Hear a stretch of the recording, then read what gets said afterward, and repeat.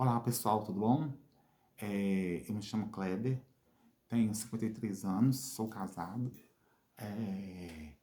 e eu vou contar para vocês nesse primeiro vídeo que a gente está fazendo como é que eu me tornei cadeirante, como que eu saí da situação de andante para a situação de cadeirante. Mas antes disso, já que você acessou o nosso canal, acessou esse vídeo, eu te peço que você vá lá, se inscreva, deixe o seu like, compartilhe esse vídeo com quem você acha que seria interessante saber, conhecer, vai ser bom para o canal, para nós, tá bom? Então vamos lá. E no ano de 1997, eu sofri um acidente automobilístico. Eu estava com 27 anos de idade, trabalhava no pronto-socorro da cidade que eu sou, que é Belo Horizonte, e desse dia em diante muita coisa mudou na minha vida. O que aconteceu? Eu estava dirigindo meu carro, por volta das 3 horas da tarde, quando um caminhão estava numa rodovia, né, uma 381, já alguns conhecem, outros não. 381 é uma avenida, uma rodovia que corta BH e ela vai sentido ao Espírito Santo, a Vitória. Eu estava nesse sentido. Quando de repente, né, do nada assim, um caminhão-pipa, eu me lembro que era um caminhão-pipa, ele bateu na traseira do meu carro, era um Passat, né? E bateu na traseira dele. Ao bater na traseira do meu carro, esse, esse movimento, essa batida violenta, fez com que o carro saísse da pista normal, fosse para a contramão. Na contramão, o carro ele passou na vara de enxurrada e ele caiu de rodas para cima. Nessa hora, quando ele caiu de roda para cima, eu caí para fora do carro e fraturei a quarta cervical. O que são cervicais? Que a gente fala de C1, C2, C3, C4. São esses pequenos ossos que saem aqui do pescoço. Aí você pode contar C1, C2, C3, C4. Essa C4 minha, ela partiu. Partiu nessa hora que eu caí no chão. E eu já caí sem movimento, não senti dor nenhuma, nada de dores, nada de. Não, eu caí normal, só percebi que eu estava sem o movimento. Na hora que eu tentei levantar, eu percebi que eu não sentia mais braços, pernas. A minha respiração ficou um pouquinho comprometida. E nesse momento apareceu uma pessoa para prestar socorro. Não sei quem é, não falou o nome, não disse quem era. Só que ele ligou pro SAMU, ele tinha um celular, ele ligou pro SAMU, o SAMU veio rápido, imobilizaram, né, colocaram a cervical, né, aquele colete cervical para poder, né, limitar os movimentos, colocaram na maca da ambulância e levaram para o hospital, justamente no hospital onde eu trabalhava, que era o pronto-socorro de Belo Horizonte, Hospital João 23. Como eu tinha dado um plantão no dia anterior, eu conhecia todo mundo me conhecia, trabalhava lá como auxiliar, na época era auxiliar de enfermagem, eu trabalhava ali, então eu conhecia muita gente. E quando eu cheguei, a gente fala, na entrada do pronto-socorro, que é chamado de politraumatismo, né, que são vários traumas, e então todo mundo já me conhecia. Os médicos, a enfermagem, o pessoal da limpeza, todo mundo. Então, quando eu cheguei naquela situação com colete, sem movimentos, foi aquele desespero. Foi assim, uma cena assim, trágica. Todo mundo, o Kleber tá lá, na entrada do pronto-socorro, ele tá sem movimentos. Aí, como eu trabalhava, era funcionário da unidade, eles puderam adiantar algumas coisas. Então, fizeram a tomografia. Nessa tomografia foi constatado que eu havia rompido a C4, a cervical 4 e a 5. C4 e C5 que a gente fala. E eu perdi os movimentos dos membros inferiores e dos membros superiores. O que são membros superiores e inferiores? Membros inferiores são as duas pernas, membros inferiores. Membros superiores são os dois braços. Né? Então a gente classifica como membros inferiores e membros superiores. Os membros inferiores perderam o movimento, tanto que nesse dia, nesse momento, eu também não conseguia mover os membros superiores, os meus braços, como eu estou mexendo com ele hoje. Aí foi depois que fez a tomografia, foi feito alguns procedimentos, né, de de mobilização, foi colocado um colete chamado halocolete, onde você fica preso pela cintura e o pescoço, né? Na época não havia tanta cirurgia como tem hoje. A gente está falando em 1997. Em 97 não se tinha tantos recursos, hoje fazem cirurgia, né, para poder mobilizar. Na época não havia isso. Ou se havia, não era o caso, talvez. Aí colocou esse halocolete para me imobilizar, onde eu fiquei com ele durante 90 dias. Aí, a situação muito interessante, mas engraçada, é que eu havia acabado, o acidente foi no dia 22 de outubro de 97. Eu havia ficado noivo no dia 10 de outubro de 1997. Ou seja, 10 dias após o meu noivado, eu sofri esse acidente. Como eu sou classificado hoje, atualmente, como tetraplégico com hemiplegia dos membros superiores. O que são hemiplegia? Algumas partes do meu braço eu consigo ter sensibilidade, eu consigo movimentar. Não, como por exemplo, a minha mão. Os meus dedos, eles não mexem. Tá vendo? Eles não mexem, eu só faço movimento que eles sabem que são de tenodese. Tenodese é quando você abaixa a sua mão, os seus dedos abrem, quando você levanta o seu pulso, ele se fecha porque tem um movimento de garra. Então chama tenodese. Então a gente consegue pegar por esse movimento, mas ter forças para poder pegar um copo com água, algum objeto não tem. Isso aí, né? Sem chance.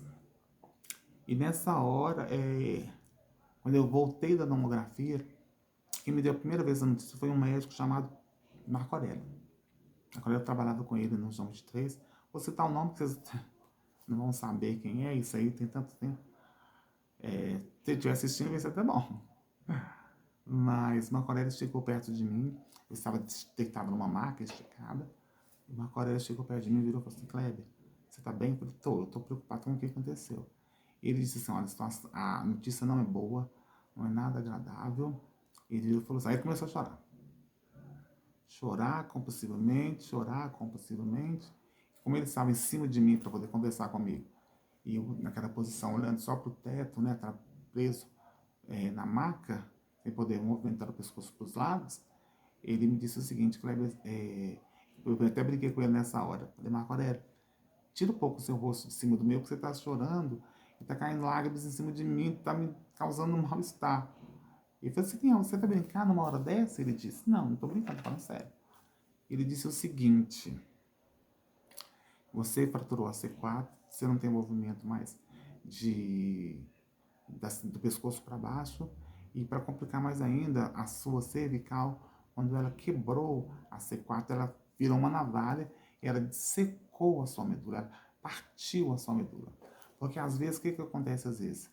Tem fratura de cervical da coluna, e às vezes um osso com outro só pressiona a medula. Medula, o que é medula? Medula é aquele que passa, não tem os ossos, já viu o pescoço de galinha? É mais fácil para vocês entenderem. Já viu o pescoço de galinha? Que lá dentro, quando você quebra um osso assim, lá dentro passa um negócio branquinho, molinho, dentro do pescoço da galinha, aquele negócio molinho. Ali parece até uma parte do cérebro que está ali dentro. Aquela musculatura, aquele negócio branquinho que passa dentro do pescoço da galinha, passa também dentro do nosso. Isso chama-se medula. Ela passa ali dentro. E essa medula ela é responsável para dar os movimentos. Por exemplo, se eu quero levantar o meu pé, você quer levantar o seu pé, você pensa em levantar, você vai lá e levanta sua perna, seu pé. Eu quero mexer com a mão. Meu cérebro dá um comando que chega até a minha mão e ela vai mexer. Quando houve essa secção, essa medula partida, a comunicação do cérebro até o pé, até as pernas, até os membros inferiores, essa comunicação ela foi cortada. Ela foi dissecada, ela foi rompida. Então não tem mais esse movimento, não tem mais essa comunicação, onde eu dou ordem para a minha perna e ela vai se movimentar. Então não existe isso. Ela foi rompida, essa comunicação foi retirada, foi cortada, digamos assim. E como eu havia falado, às vezes, quando há uma fratura de coluna, de cervical, às vezes o osso não quebra, ele só incha. Ele aperta a medula e ela incha, então perde os movimentos. Mas à medida que o inchaço vai diminuindo, que o edema vai se retirando, vai sumindo, saindo, as pessoas voltam a alguns movimentos, terem alguns movimentos. Ou até voltar a andar normalmente. Não era o meu caso. O meu caso não foi um inchaço, não foi pressão. Foi corte. Ela cortou bruscamente a minha coluna. Eles falam de secção total. Então, assim, Marco Aurélio veio, falou comigo assim, então, as suas colunas, a sua cervical, a sua medula, ela foi cortada, você não tem mais movimentos. Não é um inchaço, não é um edema, é um corte. Então, você nunca mais vai voltar a andar. Ele falou assim, chorando, mas friamente, olhando assim. Aí eu me lembro que eu, olhando para ele assim, eu perguntei, Marco Aurélio, o que me resta?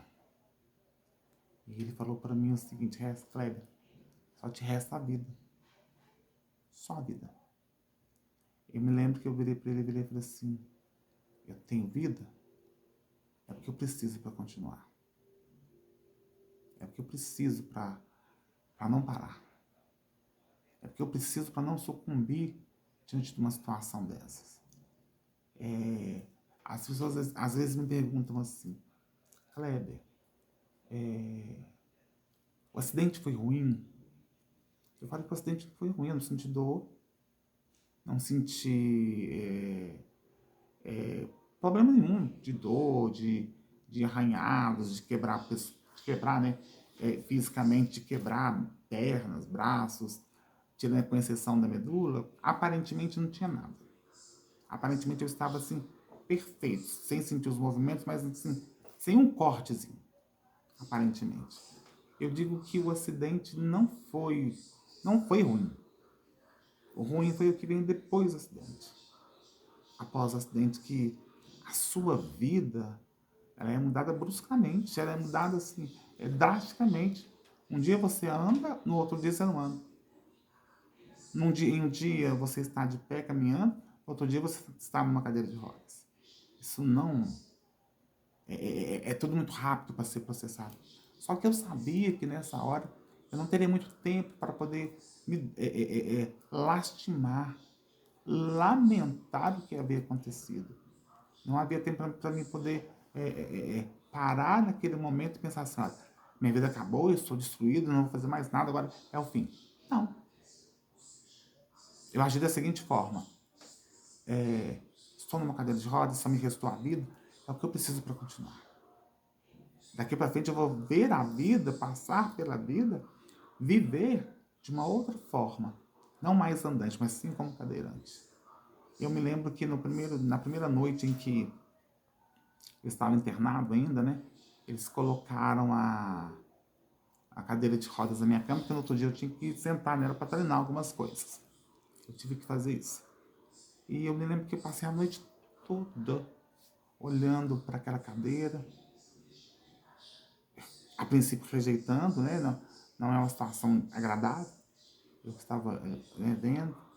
Aí eu tive que fazer comigo mesmo um trabalho. Eu disse para mim mesmo, essa cadeira vai ser a minha destruição. E eu tive que fazer um trato comigo mesmo. Ou essa cadeira me destrói, essa cadeira vai me levar onde eu preciso. Como não é da minha personalidade, como não é da minha crença desistir, voltar para trás, retroceder, não é isso, não faz parte da minha vida. Eu creio que as coisas podem melhorar e que nem tudo está perdido. Nem tudo é trevas, nem tudo é desespero, nem tudo é tão ruim. Assim que algumas coisas podem melhorar. Eu não parei para pensar nas coisas que eu não podia fazer. Porque se eu parasse para pensar nas coisas que eu não poderia fazer, eu iria deprimir. E não é meu perfil isso. Eu preferi focar nas coisas que eu poderia fazer. O que nessa situação de cadeirante, como a minha realidade no momento, o que eu poderia fazer? O que eu poderia conquistar? Tem movimentos para conquistar? Tem alguma coisa para eu poder fazer que vai me melhorar? Que vai me fazer estar melhor? Para mim continuar a viver? Porque eu nunca passou pela minha cabeça, pelos meus pensamentos, a ideia de morrer, a ideia do suicídio, a ideia de me auto-sabotar. Não. Nunca passou isso pela minha cabeça, não. Acho que a vida, ela é um dom precioso. E só se tem uma. E a gente não pode, por situações complicadas, por problemas, seja qual for o nível do problema, seja qual for a realidade do problema, eu creio que nós não podemos deixar de viver. Seria desonesto comigo, pelo que eu creio, seria desonesto com a minha família, seria desonesto para com os que eu amo, seria desonesto para as pessoas que estão ao meu redor. Eu não tenho o direito de tirar a minha própria vida. Eu não tenho esse direito. Eu acredito que esse dom, esse sopro de vida dado por Deus, sopro da vida que Deus nos deu, se Ele nos deu, Ele soprou, só Ele pode tirar, só Ele pode retirar na hora que Ele quiser. E eu, acreditando nisso, eu toquei a minha vida. Ok? Tem muitos desafios? Tem. Muitas coisas aconteceram. Olha, são 27 anos andando, que o meu acidente foi em 97, eu estava com 27 anos. Foram 27 anos andando. E agora, no ano de 2024, vamos fazer em agosto, agora próximo, né? Tão próximo. Eu vou em outubro, na verdade, eu vou completar 27 anos de cadeirante. Então, eu sei o que é andar 27 anos andante e também sei o que é andar 27 anos numa cadeira de rodas. São muitos desafios, são muitas situações desagradáveis, são muitas situações difíceis. Naquele momento ali do hospital, com aquela notícia, eu jamais teria ideia do que eu iria passar. Como a mudança intelectual, a mudança física, a mudança psicológica, a mudança estrutural foram tão grandes que quando você sai da condição de andante, passa para a condição de cadeirante, a sua vida altera. Mas altera também a vida daqueles que estão à sua volta, da sua família, né, dos seus entes, dos seus amigos, das pessoas que você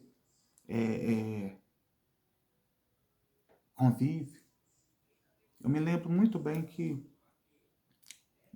teve um acidente, eu falei que o noivado foi no dia 10 de outubro, o acidente foi no dia 22, e passado algum tempo depois do acidente, alguns dias, eu procurei a minha noiva e falei com ela assim, olha,